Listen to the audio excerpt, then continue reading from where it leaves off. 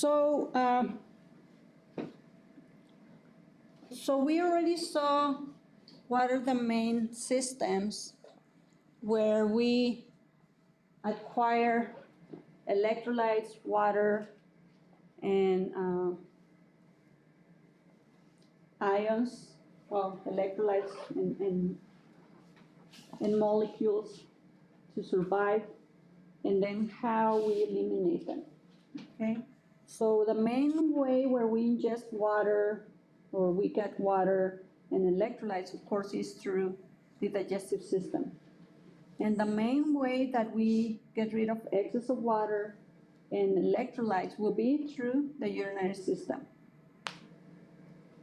Now, due to certain diseases, people can have imbalances, including excess of acids, maybe excess of base within the body, and then we have mechanisms to compensate for that, including production of bicarbonate by the kidneys. We already saw, not only in this chapter but in the previous one, how these distal convoluted cells can bring CO2 and water, put it together from carbonic acid, and then from there break it down into hydrogen ions, which are eliminated, and bicarbonate, which is absorbed to compensate for the excess of acids in our body. So if you recall, the pH of plasma, in there at least it says 7.4 for normal sample, but it can vary between 7.35, that's the pH of plasma, and 7.45.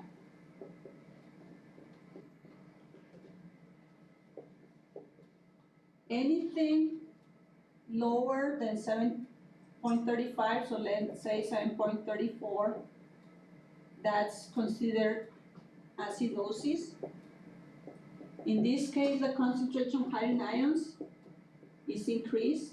Concentration, typically you just put it in brackets. Anything above 7.45, so let's say 7.46, is considered alkalosis. And in there, the concentration of hydrogen ions is low. And there are two main etiologies or causes for, or well, classification, not causes. There are two types of acidosis and there are two types of alkalosis. One is respiratory, in which that can be a problem of the lungs or the control centers for the lungs, which are located in the pons and the medulla oblongata.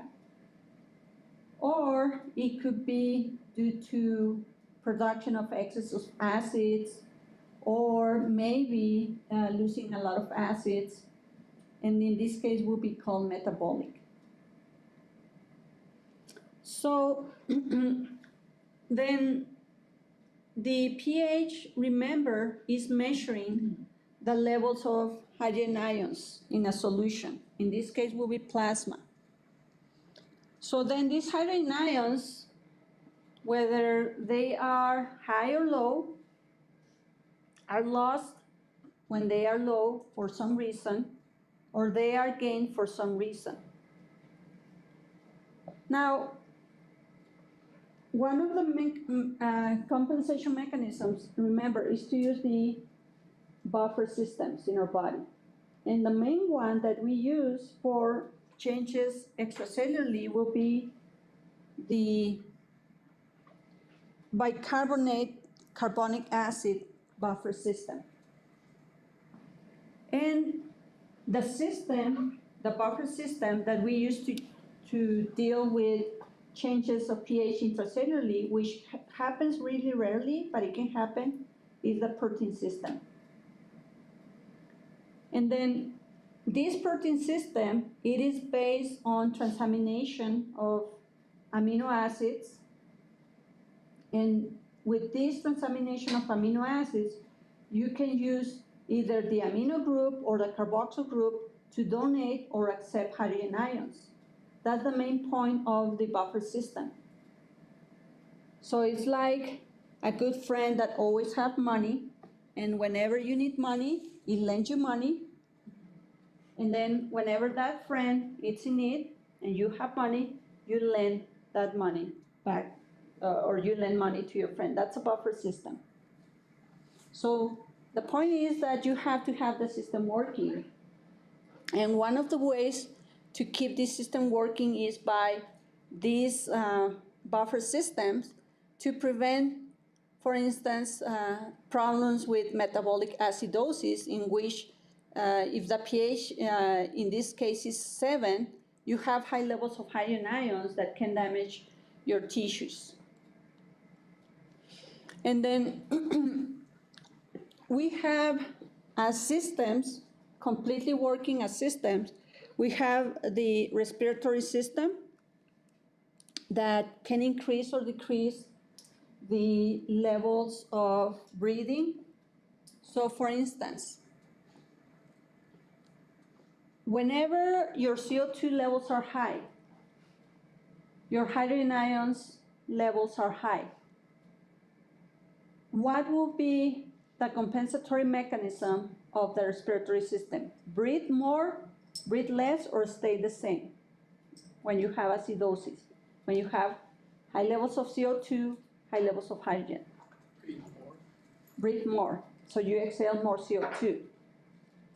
And then your kidneys will respond to by either eliminating hydrogen ions or keeping hydrogen ions, reabsorbing hydrogen ions.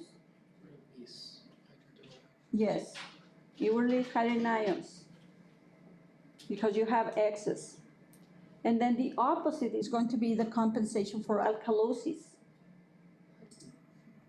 So if you have low levels of hydrogen ions, you will tend to breathe less, so you will have hyperventilation. And then if you have very little hydrogen ions, then your kidneys, why will they eliminate hydrogen ions if you don't have as much? So then here we can see an example of how we can bring back that pH to normal. Okay, so in this case, let's say that we have hyperventilation when we are exhaling a lot of CO2. If this was a molecule, a sample where you have a lot of hydrogen ions, in this case will be the dark blue spheres, as you breathe more, like let's say that you have 7.3 of pH instead of 7.35, you exhale CO2, you will eliminate hydrogen ions, and then you will have movement of the pH towards 7.4. So that's an example for, in this case, metabolic acidosis, which can have a respiratory compensation as well. Now, alkalosis is when you have a pH greater than 7.45. And then that measurement in the blood, it is called alkalemia itself. But alkalosis is the signs and symptoms that comes from that. So this alkalemia is going to lead your neural cells to respond inappropriately. So you will have firing of these action potentials, and that will result in the body having numbness and tingling sensation. And if it's sustained without any compensation, the person can have seizures and death, because you will have severe contraction or sustained contraction of these respiratory muscles, and the person won't be able to breathe. In respiratory alkalosis, you basically are exhaling excess of CO2 due to hyperventilation. That doesn't happen that much, but it can happen. Now, temporarily, we can have respiratory alkalosis when we don't control our emotions. Sometimes we might receive bad news, and of course, we can get excited and all stressed, but some people respond by breathing more than usual. and that leads to release excess of CO2, which will drop the levels of hydrogen ions and increasing the pH. And you might have seen this in sitcoms or movies where they ask, oh, bring me a brown bag, bring me a brown bag, and then they put it around the person's mouth and the nose, and that leads for the person to inhale its own CO2, which is going to lead to basically returning back to normal, the pH. Now, the kidneys, as a response, will excrete bicarbonate ions and retain hydrogen ions for respiratory alkalosis. And in that case, you will have less space available to absorb less hydrogen ions because you don't have as much. And then you retain or reabsorb any hydrogen ions that you have. So that's what we do. Now, in metabolic alkalosis, which can be due to maybe someone vomiting excessively, because remember, in our stomach we have hydrochloric acid. So in this case, we can lose a lot of hydrogen ions, or also maybe someone might be taking diuretics, which exchange hydrogen ions, or aldosterone. Aldosterone, it's a hormone that retains sodium, but also help us to lose hydrogen ions. So in this case, hyperaldosteronism can lead to metabolic alkalosis. No matter what is the cause, the response will be producing less bicarbonate, because if you have very little hydrogen ions, why would you produce? More often will be as well to eliminate this bicarbonate. Now, another cause of metabolic alkalosis is when someone overingests oral antacids like Tums. And also when someone may have as well kidney problems. So the lungs are going to have this effect by breathing less. So we will have hypoventilation, so you retain CO2 and then you increase your hydrogen levels. And then your kidneys will reabsorb any hydrogen ions and secrete bicarbonate. So no matter if it's metabolic alkalosis or respiratory alkalosis, the response is going to be the same. Okay, will be hypoventilation, less elimination of hydrogen ions, and will be retention of hydrogen. Okay, now how do you measure pH in our blood? Well, you measure the pH in our blood in the arteries with arterial blood. And you also measure at the same time arterial blood gases. You can take a sample from any of the major arteries like the radial, brachial, or even the femoral in some cases, which are easily accessible. So something that you measure with your arterial blood gases is pH levels and partial pressure of gases like CO2 and oxygen. The partial pressure of CO2 is around 40 millimeters of mercury, but can increase or decrease based on the levels of hydrogen ions. So during acidosis, we have more CO2, so greater than 40 millimeters of mercury, and during alkalosis, we have less than that. Now, we can have compensation to this alkalosis, acidosis by different ways. One way is that maybe you don't have as much compensation. If it's very little or no, you call it uncompensated. And you have to give a certain amount of time. okay, to the body to respond, especially if the person is an elderly and or if the person has a lot of conditions that can lead to these problems. If someone has renal failure, if someone has diabetes, if someone was a smoker, all of these conditions play a role in how fast the body responds. The most damage that we have previously to several organs or systems in our body, of course, the response is going to be slower. And then we can have partially compensated when only few systems have worked. In this case, there's some change to the pH, but it's still abnormal. Something that happens first is that the lungs are the first ones that respond to alkalosis or acidosis. Remember, in acidosis, we breathe more. In alkalosis, we breathe less. So that's the first system that responds. And then the last system that responds is the urinary system, the kidneys, but it will respond and maintain that homeostasis for a longer period of time than our respiratory muscles or our respiratory system.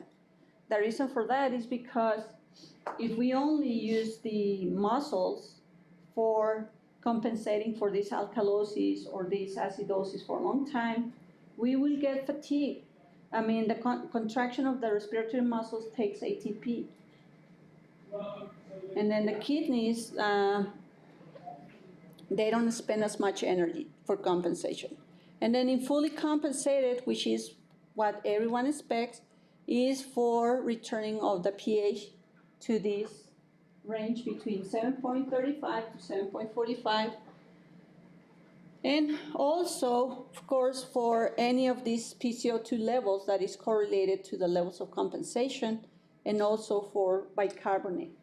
There are actually formulas where you can tell how well the body is responding based on the bicarbonate levels. So in respiratory acidosis, we have elevated arterial PCO2, again greater than 40 millimeters of mercury. And then the pH is going to be lower than 7.35, and bicarbonate ion levels are going to be elevated, like above 24 milligrams per deciliter. And then when you see these bicarbonate levels elevated, that means that your kidneys are starting to compensate by producing bicarbonate. And in this case, you will have a partially compensated acidosis. And of course, you can see that the person is breathing more time than usual. And then in metabolic acidosis, the general rule of thumb is that there is a decrease in the pH and as well a lower bicarbonate. So both bicarbonate levels and the pH are low, and this not be always the true, but PCO2 can be slightly elevated, not so much. And then the partial compensation will be starting taking place when these levels start dropping little by little until you reach very low levels and the pH returns to normal. That means that you have full compensation. In arterial blood gases, in respiratory alkalosis, something again that you expect is high pH, like greater than 7.45, and then the PCO2 39 millimeters of mercury and below. And if bicarbonate levels are low, it's because you start to compensate. You start to eliminate those through the kidneys. You don't need in respiratory alkalosis a base. And this is partial compensation by the kidneys.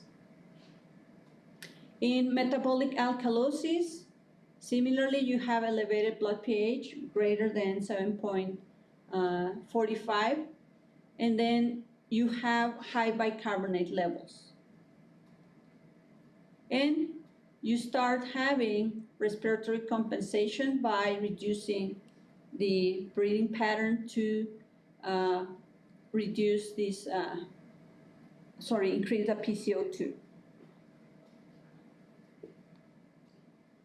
So here's a table showing you a summary of all of these disorders and what is the mechanism of compensation and the causes. So we already saw each of these. Okay, now for water gain.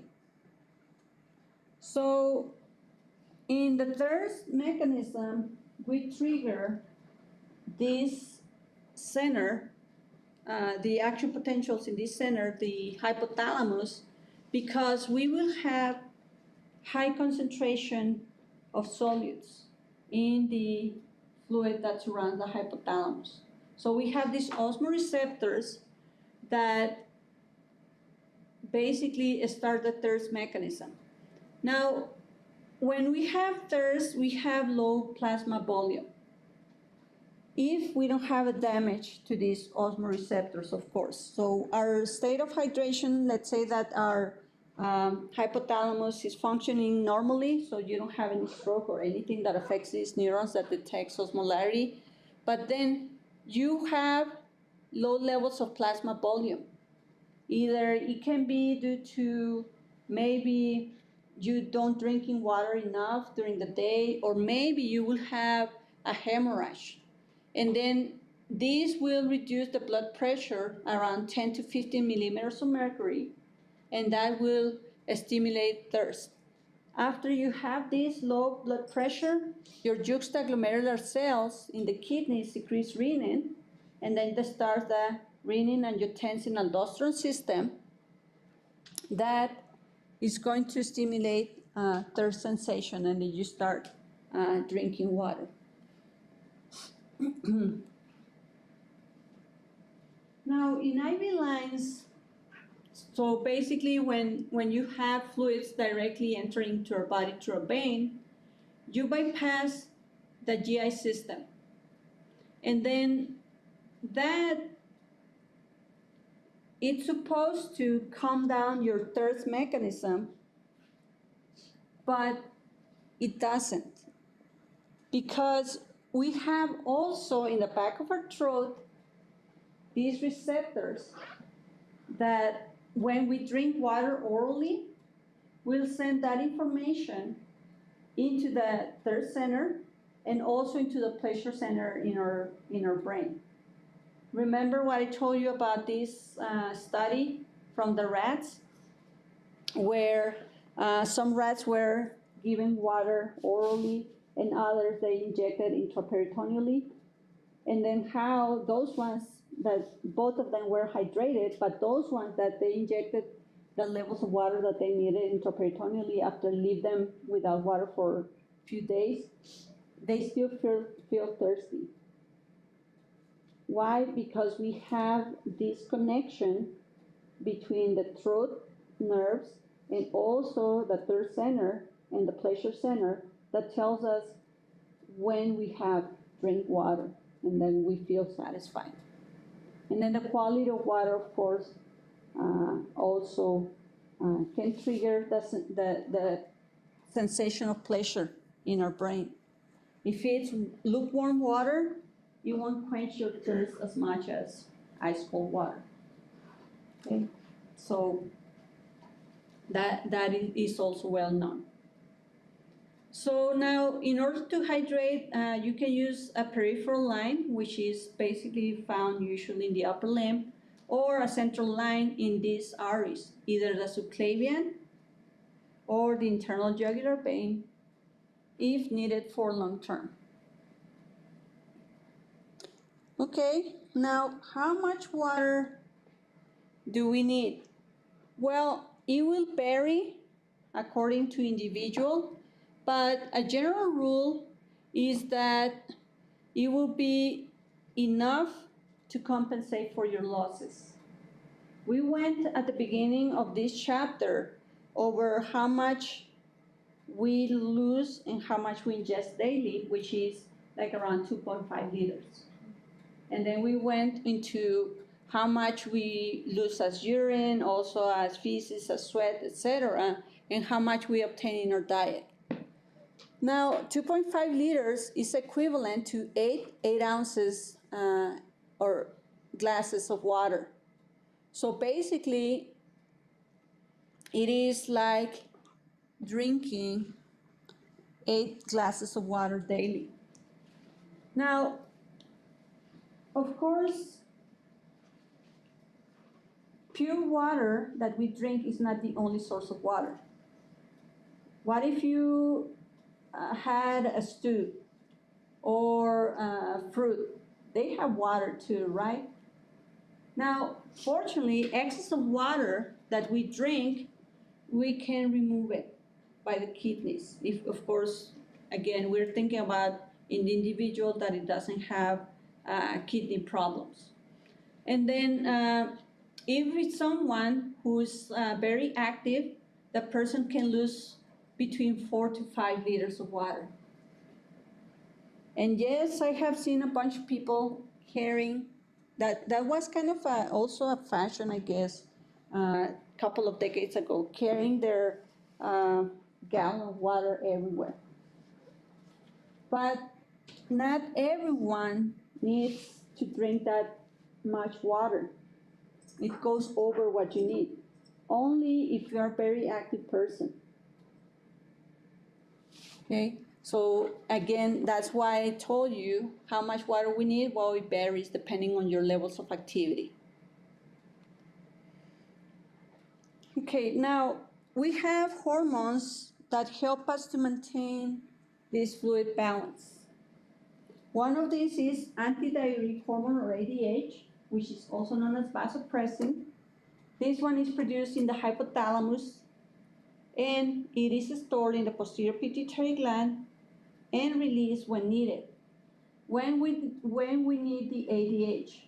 Well, when actually we are dehydrated.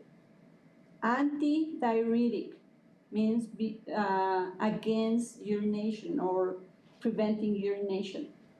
Why would you urinate or eliminate water if you need water? It doesn't make sense. So only you release it when you have low blood volume. Now, the way that we retain water with this ADH is by inserting aquaporins into the tubules of the kidneys. These, together with aldosterone, help us to do that. And then with these aquaporins that we have more when we need it under the influence of these hormones, we absorb more water, then we increase blood volume.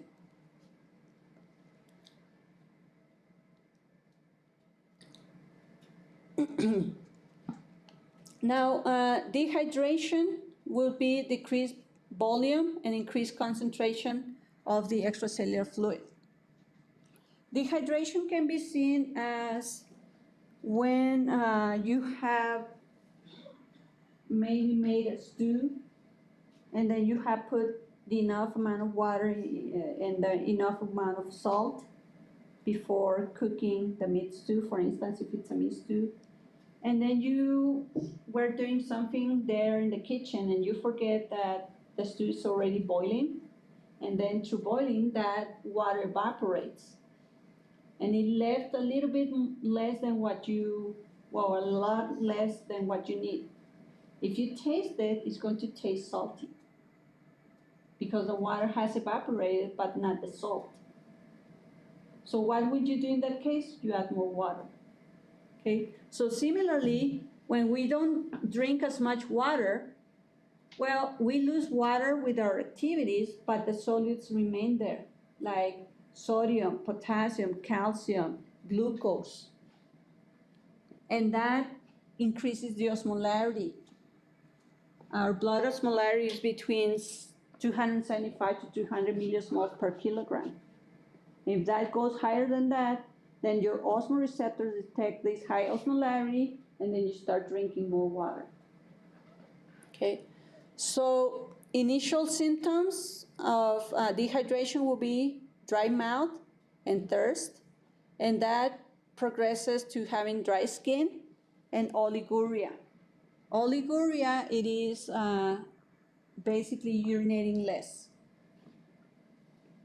And then if that dehydration is chronic, you pinch the skin of the person and it forms like if it was a little tent. It doesn't go back as easily to normal. And then, of course, the more dehydrated that you are, the greater the chances that you will have to die. Now, regulation of the concentration of sodium. Well, this will be by elimination of sodium through your kidneys first and also through your sweat, okay? But mainly through the kidneys. So someone who might ingest 2 teaspoons of salt can raise the concentration of sodium 10 milliequivalents per liter. Regularly, our concentration of sodium in the blood, it is in plasma is 140 to 145 milliequivalents per liter. But if someone ingests 2 teaspoons of salt, that will increase it to 10 milliequivalents. 2 tablespoons by 30 milliequivalents. And that's a lot. So that can kill a person. And again, we will have this renin-angiotensin-aldosterone system that can increase sodium retention by the feedback loop. And in order for us to eliminate this sodium, then our kidneys respond by eliminating it at different places where you have this elimination of sodium. So, but you need to have potassium because you have a sodium-potassium exchange of sodium by potassium. So when you have low extracellular sodium, that would trigger the renin-angiotensin-aldosterone system. So aldosterone helps you to increase sodium concentration when you have low sodium. But when you have high sodium, then you will have exchange of sodium for potassium in your renal tubules. Now, we will also eliminate sodium by releasing this hormone, ANP, atrial natriuretic peptide. This atrial natriuretic peptide will be released because when you have high levels of sodium, that would pull water into your circulatory system, and that will increase the return of volume into your right atrium, and then you will release ANP, and then you will eliminate sodium. So hypernatremia is having levels of sodium above 145 milliequivalents per liter. Most common cause is dehydration. And then your water from your cells will move into the hypertonic ECF. So your cells will shrink. Hyponatremia is having low levels of sodium, less than 135 milliequivalents. It can be due to overhydration or this syndrome of inappropriate secretion of ADH. So in this case, you will have hypersecretion of ADH, and then that will lead to retention of water, which will lead to dilution effect, so your sodium will be less. So yes, that's true that it was having high concentration of sodium, not only putting potatoes and more water, but what if you overwater it? So then it's going to be tasteless. So similarly for us, when we oversecrete ADH, we will retain more fluid. We will go and pee less. That will have a dilution effect in causing hyponatremia. And not only for that ion, any ion that you have in your bloodstream will be overdiluted by retention of fluids. And that can include when someone has renal failure. So then when can this occur as well? Well, when someone has problems of decreased aldosterone secretion, diuretic overuse, or when someone has an isotonic saline used instead of hypertonic saline solution. Okay, that's a problem that we don't want to go over. Okay, now for potassium. So potassium, it is this ion that is highly concentrated in the intracellular space rather than the extracellular space, and is necessary together with sodium for exchange in exchange of ions between the two of them, between the compartments, in these electrically excitable cells, like neurons and muscle cells. Now, when you have extrusion of potassium from your electrically excitable cells, you will have repolarization of the action potential. And then these neurons can be ready for generating another action potential. Now, depending on how much potassium you have in your bloodstream is how would you affect your action potential. Now, our cells, they have a negative resting membrane that corresponds more or less as the electrochemical gradient of potassium. So then, if you have low levels of potassium, then you will have less chances of repolarization. So then hypokalemia can lead to depressed neural transmission.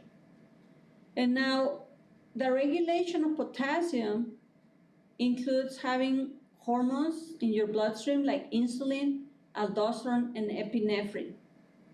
Because some of these helps the cells to intake or uptake this potassium. Now, if someone has high levels of potassium and the kidneys are functioning regularly, this potassium is going to be eliminated at the distal convoluted tubule and the collecting system. You will have aldosterone available that is going to exchange potassium ions for reabsorption of sodium. So aldosterone is a salt-retaining hormone because it helps you to reabsorb in the distal convoluted tubule in the collecting duct sodium, but at the same time eliminates potassium. If you have excess of aldosterone, it will lead you to hypokalemia and hypernatremia. So hyperkalemia will be having levels of potassium greater than 4.5 milliequivalents per liter. And this hyperkalemia can lead to heart failure when someone is taking drugs that blocks aldosterone. So aldosterone, it can be blocked to help the heart to function better, but that can lead to hyperkalemia because you cannot eliminate potassium. And if you have drugs that are taken together with this, like the digoxin, that can lead to heart failure. because your heart won't be able to work properly. Now, if severe hyperkalemia results, your cells will be so depolarized that are no longer excitable, including the heart cells. That's why the heart fails. And then in the case of the muscular system in general, whether it's smooth or cardiac or skeletal system, the cells won't function, and then the person can have death instantaneously.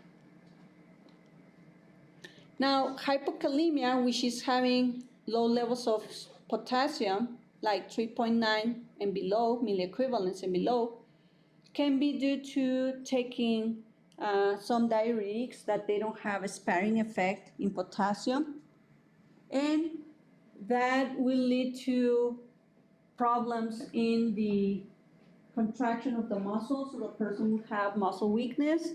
It can have the person also cramps and mental status changes like disorientation and slow heart rate. Okay, so what is digoxin? So this is a drug that it is used for blocking the sodium-potassium pump to treat heart failure. And this drug, it is helpful because with this slowing down of the sodium-potassium pump can lengthen the action potential that the heart needs to contract longer and stronger. And the side effects of overdose of digoxin can be abdominal pain and dizziness.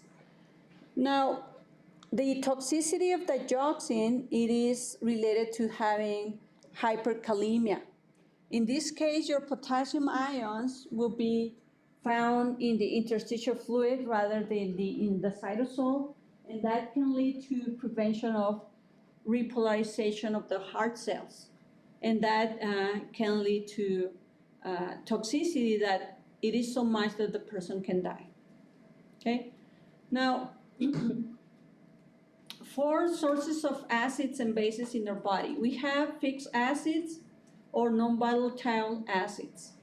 These will be part of this metabolism of glucose, like in the glycolytic cycle, and these will be, for instance, pyruvic acid, lactic acid, and if the person uses all the glycogen that it has in his body, it will start metabolizing fatty acids that can result in the formation of ketone bodies. So all of these are fixed acid or non-volatile acids.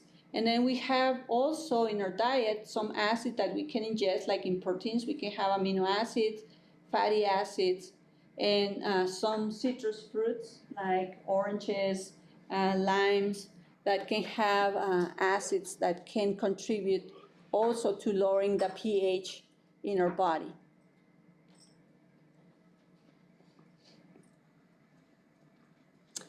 Okay, now we have a diet that is called the alkaline diet.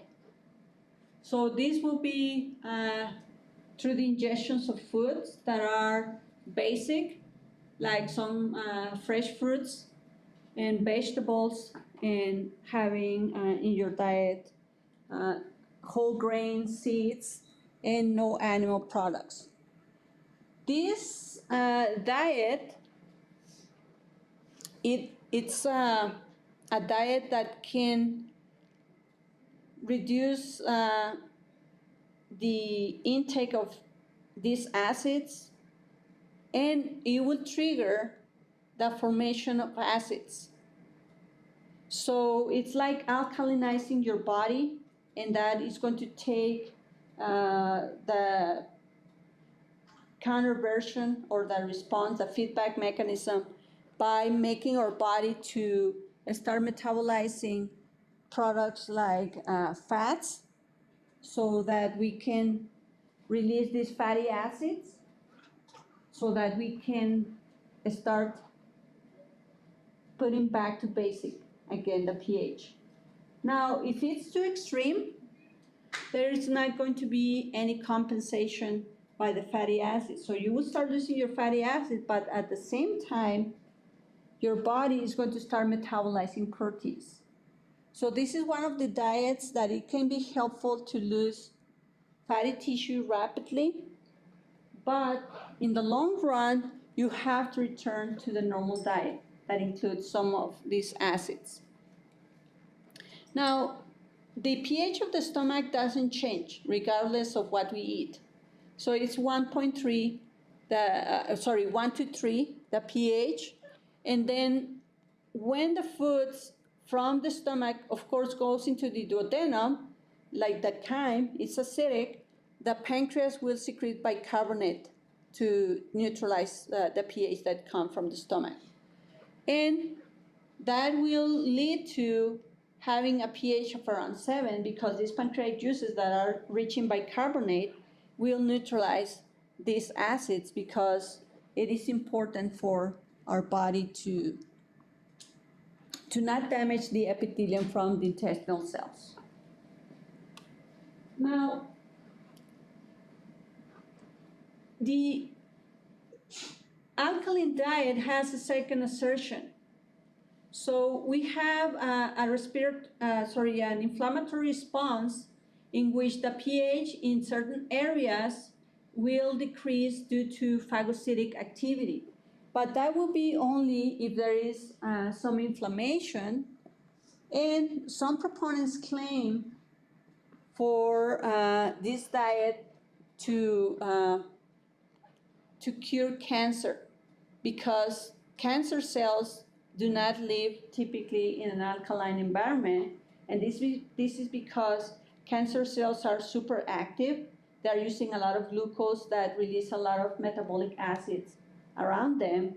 But this claim, it is still to be proven because there is no such thing as someone taking this diet and getting cured of cancer. Not that it is proven. Okay, so some misconceptions with regards to buffers. So many people believe that buffers maintain these solutions in a neutral pH. Well, buffers, depending on the amount of buffer that you add into a solution, is whether you will have an acidic pH or a neutral pH or a basic pH. Buffers, all that they do, it is basically preventing huge changes in pH, whether it's to the basic side or to the acidic side. And by having certain amounts of buffers is whether we lose the capacity to absorb more hydrogen ions or to the capacity to donate hydrogen ions, and that's why you maintain a specific pH. Okay? So it is not necessarily to keep the solutions in a neutral environment because that's not what you need in certain areas. Imagine if our stomach will be neutral, having a neutral pH, because we have buffer systems. Then what is going to kill the bacteria in our food if we ingest food? Okay, so it depends on the environment, how much pH capacity you have. And then carbonic acid. Well, you believe that only donates hydrogen ions. No, this carbonic acid, or H2CO3, can donate or absorb hydrogen ions. So it's a buffer. Okay, so the same enzyme that converts water and CO2 into carbonic acid can break it down into bicarbonate and hydrogen.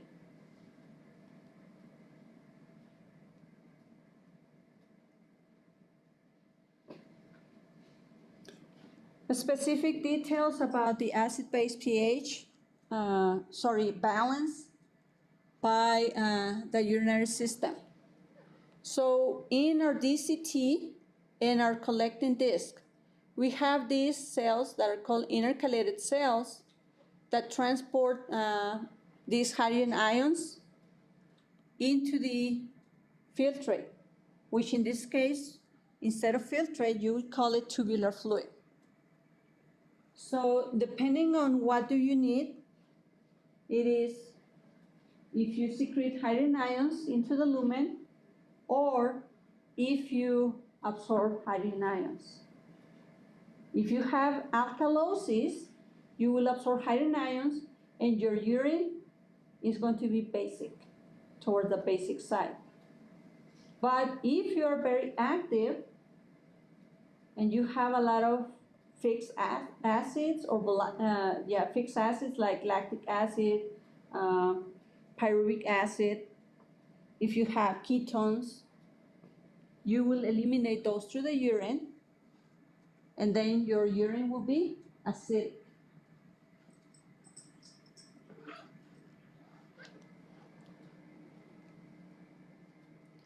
So we saw this before, and we saw it in a diagram. How do we control the pH with the urinary system? So CO2, if it's found in excess in your bloodstream, is not going to be only eliminated by your respiratory system. This one will diffuse also from the blood vessels in your kidneys into the renal tubules, and then from there in your cells, like it can be the DCT or the PCT cells, the central cuboidal epithelium, you will join this carbon dioxide with water. So you condense these two molecules and forming carbonic acid. And then since you have excess of CO2 in your bloodstream, that means that you have acidosis. Then the same enzyme, carbonic anhydrase or CAH, will break down this carbonic acid inside these cells into bicarbonate and into hydrogen ions. Bicarbonate is going to be absorbed into the bloodstream, and hydrogen is going to be eliminated in the urine. And then that will end up in the urine, so eliminating excess of hydrogen.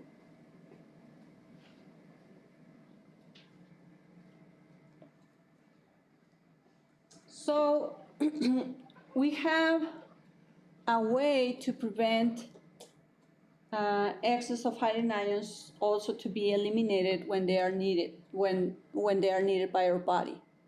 And this is by having phosphate groups available that can combine with hydrogen. So this phosphate group, if it starts picking up hydrogen ions, it's going to form dihydrogen phosphate. That's one way that we can help also as well to retain hydrogen ions. So it's up to 5% of the hydrogen ions. The other 95% will be by forming carbonic acid.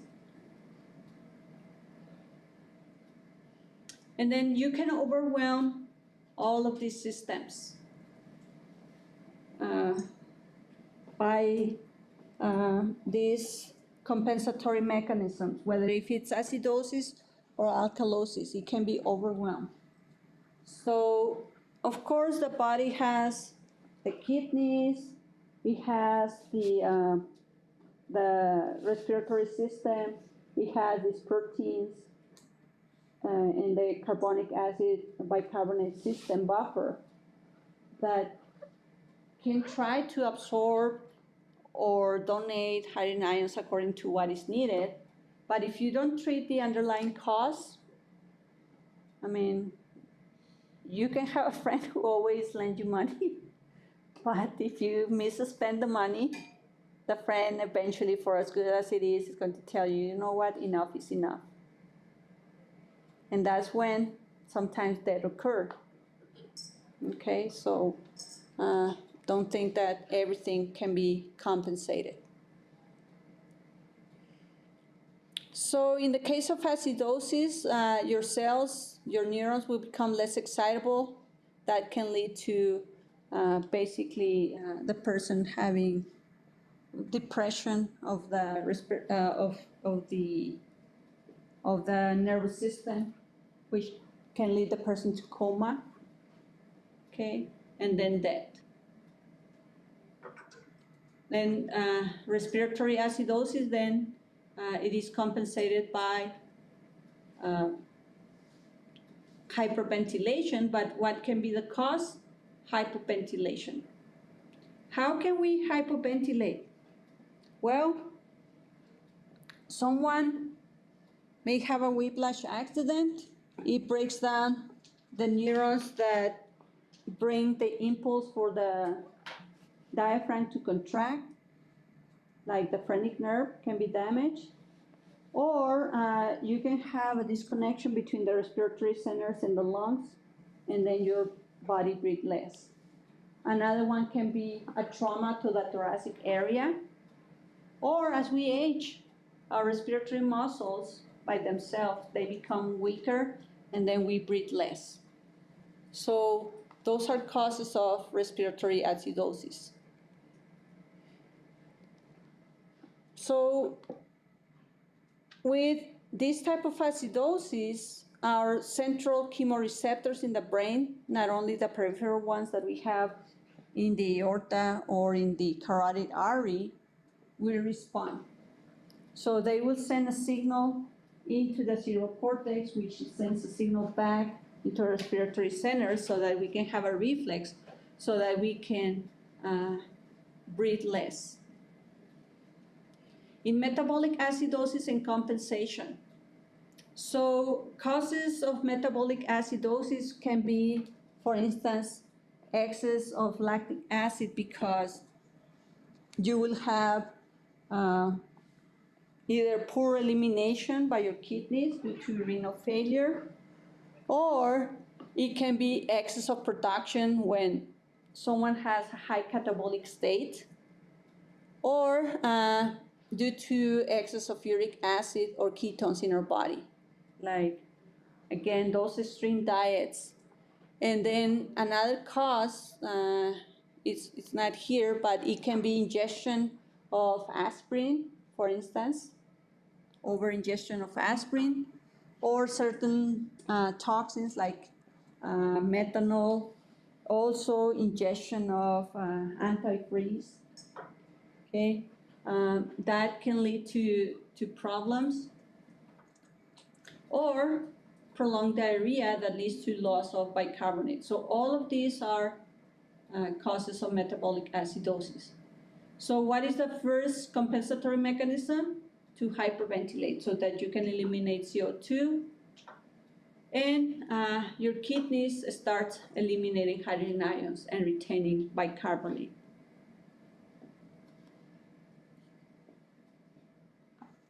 So now we're going to see what it happened before. So in the previous sample of blood. So in the case of metabolic acidosis, you will have excess of hydrogen ions in your blood sample. Your pH is going to be lower than 7.35, and then depending of if you have already compensation or not, you will have increased levels of bicarbonate, and then your PCO2 is going to be increased. Lastly, we're going to see this example for dehydration from inadequate fluid intake. So when you don't intake as much water, of course your body won't absorb enough water, your blood volume decreases. That can lead to hypotension, especially if you're young. And that is going to lead to increased extracellular electrolyte concentrations, particularly sodium ions. And you'll have increased osmolarity in the ECF, which is going to draw again to this water from the cytosol, leading to crenation of your cells. And that can lead to increased concentration of metabolic acids. So since you are young, your metabolism is higher, so you produce more of these acids, and that can lead to acidosis, which can lead you to breathing more.